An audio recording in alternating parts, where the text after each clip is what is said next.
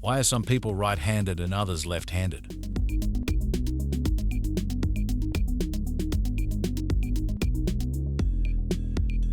This is one of the interesting and old questions in the field of behavioral science. From ancient times to today, humans have been either right-handed or left-handed. Some of the stuff left behind by early humans actually shows that most of them were right-handed. For example, look at this picture. They all painted their left hand. That means they were holding their left hand steady and using their more precise right hand to paint around it. But why? To answer this, we first need to look at the complex structure of the human brain. As you know, our brain has two completely different hemispheres, the right hemisphere and the left hemisphere. These two hemispheres have completely separate functions and responsibilities. The left hemisphere is responsible for processing language and speech and related processes like writing, reading, and understanding linguistic concepts. In fact, the main language center is located in this left hemisphere of the brain. On the contrary, the right hemisphere handles motor skills, manual tasks, artistic abilities, and spatial awareness. For example, it manages body movements, painting, and assembling things. Okay, now that we understand what tasks each hemisphere performs, we can return to the main topic of right and left-handedness. What's clear is that when a baby is born, from the very beginning of life, one of these two hemispheres becomes dominant and gets ahead of the other. If the left hemisphere is dominant and develops faster than the right hemisphere, the baby becomes right-handed, because the motor commands for the right hand are issued by the left hemisphere, which is responsible for the right side of the body.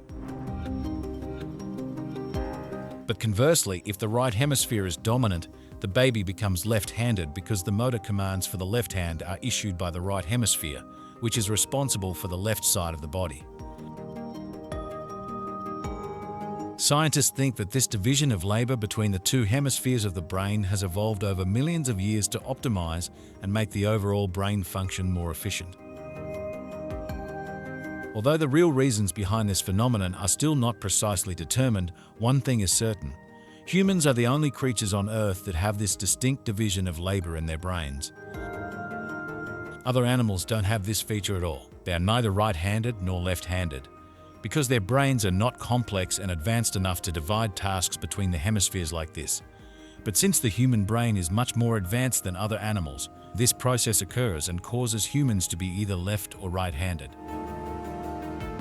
Of course, being left or right-handed is just one aspect of these functional differences between the two hemispheres of the brain. This division of labor also causes humans to perform many other tasks with a specific hemisphere of their brain.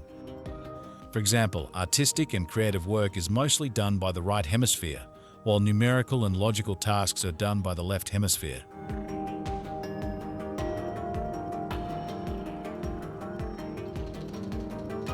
Unfortunately, throughout history, left-handers have been abused and persecuted a lot. In many ancient cultures, left-handedness was seen as a sign of the devil and bad luck. There are references to this in various religions as well. Even in the Christian holy book, the Bible, left-handedness and the left hand are condemned. Things weren't much better in schools either. Teachers would forcefully and violently make poor left-handed children write with their right hand. Sometimes they would even tie the left hand of children to force them to use their other hand. Many thought left-handedness was a defect or illness that needed to be cured. Fortunately, things are a bit better today, and left-handers are no longer under so much pressure.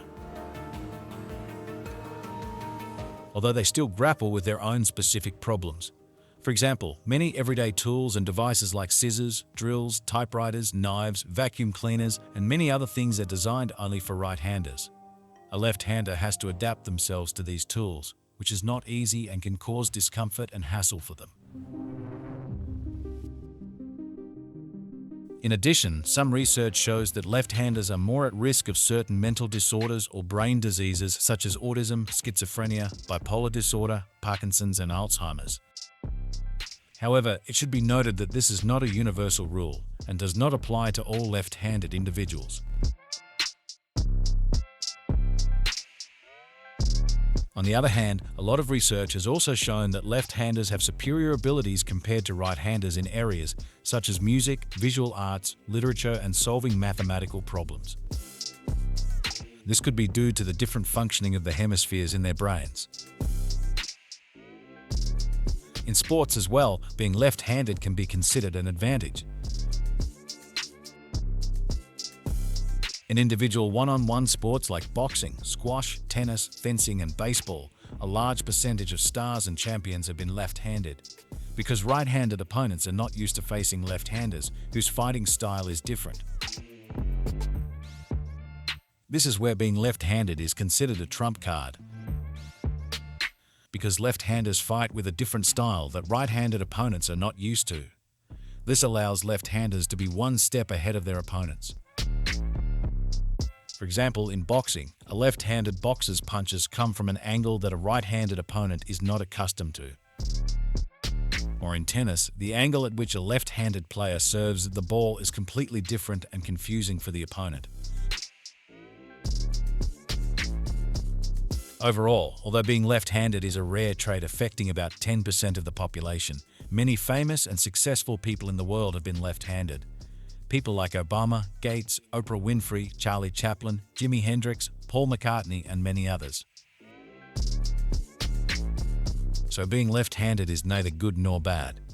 It's just a difference that doesn't mean anything special. In fact, it can even be an advantage and provide an edge in some areas.